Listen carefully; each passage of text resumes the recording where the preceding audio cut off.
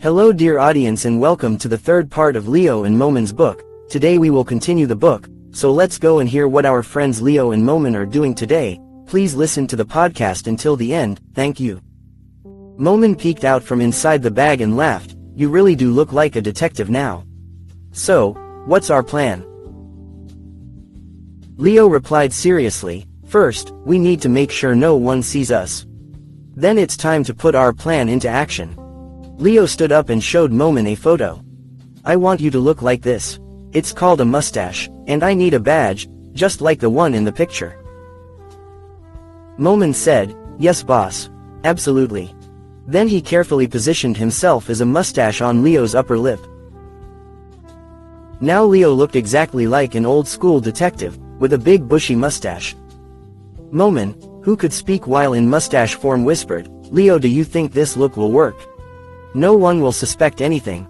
Leo gave a sly smile and replied, just make sure you play your part well. We're about to go live. They entered the market, drawing curious glances from the people around. Leo, in a firm voice, addressed one of the vendors, are you in charge of this stall? The vendor, slightly startled, replied, yes, who are you? Leo stepped forward. Momin, using his technology, displayed a fake badge he had crafted for Leo and said in a serious tone. We're from the government's Special Security Division. It's been reported that financial crimes are happening here. You'd better talk now, or face serious consequences. The vendor, clearly nervous, broke into a cold sweat. With a shaky voice, he said, I don't know what you mean, but maybe the big boss knows something. He quietly pointed toward a large stall at the end of the market. Momin whispered in his signature calm voice, Leo, this is just the beginning. And they headed toward the indicated stall, where a deeper mystery seemed to await. Leo walked with steady steps and pulled aside the heavy curtain hanging at the entrance. Inside, a fat man with sharp eyes sat, apparently reading an old notebook. Without looking up, he said, I knew you'd come to me eventually. But you have no idea who you're dealing with. Leo responded without hesitation, that's exactly what we want to find out. Show us the financial records and all the details, right now. Or I'll have to get tougher. The man smiled and, still looking at his notebook, said calmly. Financial records, my friend, there's something much bigger hidden here than unpaid taxes. Do you dare to dig deeper? Leo gave the boss a sly smile and said, we have evidence showing that you moved a large shipment last week without any tax registration. Do you think the government will just ignore that? Momin, still playing the role of the mustache, whispered to Leo. There's no such evidence at all, but his face says he's starting to believe it. The boss, clearly nervous, tried to stay calm but finally said, how much do you want to settle this here and now? Leo made a dramatic gesture, twirling his mustache slightly, and said in a serious tone. Well, boss, it's time to close the deal. Hand over the amount, and we'll leave. Still hesitant, the boss glanced around, then reluctantly pulled out a small bag full of money from under the table. He said, this is so you don't show up here again. But remember, this market has its own rules. By the way, where's the other one? Why did they send you? Leo took the bag and replied with a sly grin. Don't worry, we always follow the rules, our own rules. The other guy's sick. I came in his place. Momin, still in mustache form, whispered. Leo, it's time to go, before anyone gets more curious. They walked out of the market quickly and confidently, with suspicious and curious eyes trailing behind them. Now that they had the money in hand, it seemed a new adventure was waiting just ahead. As Leo and Momin were leaving the market, a powerful voice suddenly filled the air. Stop, government agent here. Everything froze in an instant. People stepped aside as a tall man in a formal uniform with a cold, commanding face entered the scene. He approached the vendor boss and asked, who is this man? And what's this bag full of money? The vendor boss, now fully aware of what had happened, pointed at Leo with a hostile look and said, that man is responsible for this chaos. Order his arrest immediately. Leo realized things had turned completely against them. He whispered to Momin, "I think it's time to activate our escape plan, my friend." Before the officer or the vendor's men could react, Leo leapt forward and sprinted toward one of the narrow alleys beside the market. Momin, still in mustache form, shouted with excitement, "Let's go. This is the beginning of our bigger adventure."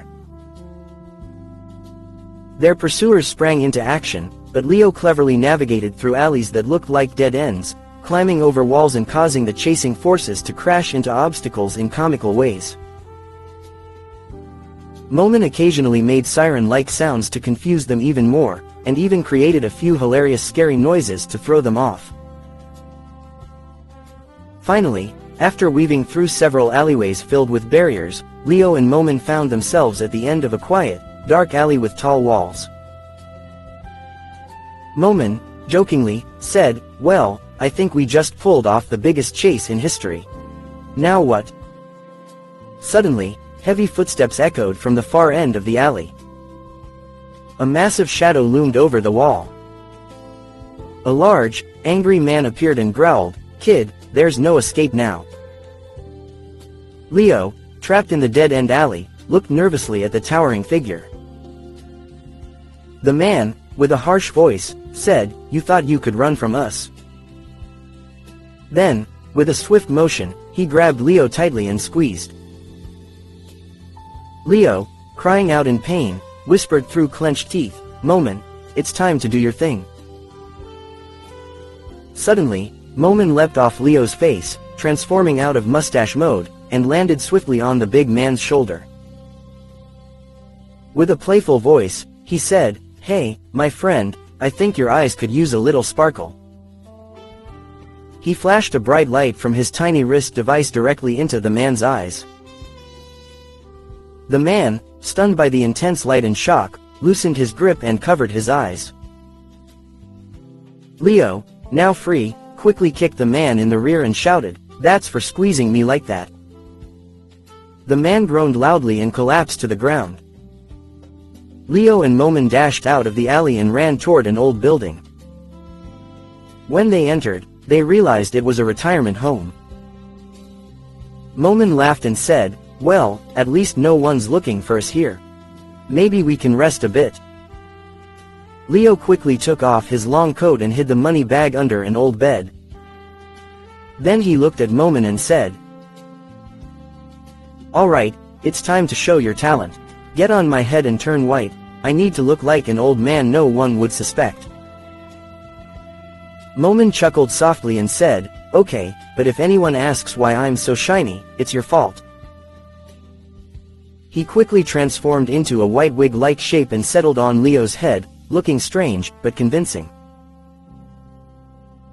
With a shaky voice and a hunched posture, Leo said, "Well, now I'm just an innocent old man.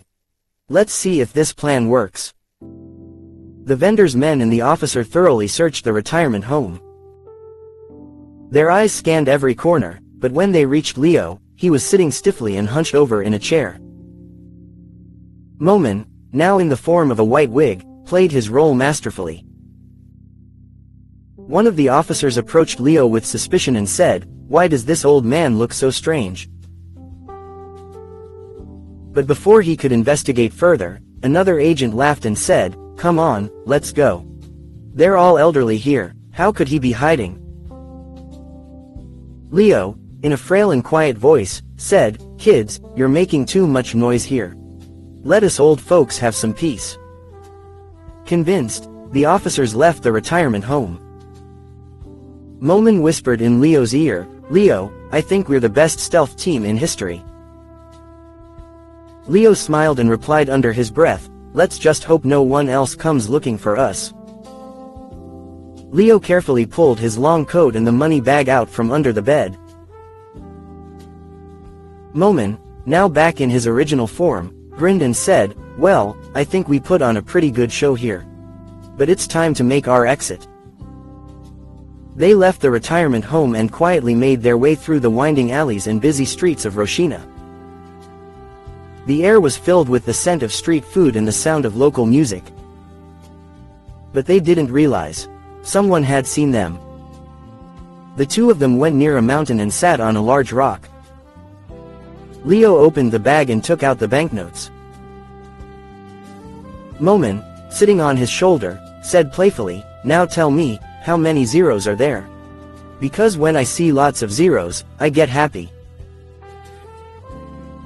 As Leo flipped through the bills, he smiled and said, "This money is just the beginning of our adventure, Momin. Imagine what we can do with it. But after Adriana's surgery, we have to return it." Leo decided not to get directly involved in the matter so everything would seem more natural. He wrote a letter in the name of his grandfather, saying, "My dear daughter, this is some money I had set aside for a rainy day. Now is the time to use it. I hope it helps. Take care of your family. Your father, Roberto." He placed the letter in an envelope and put it along with the money inside a box.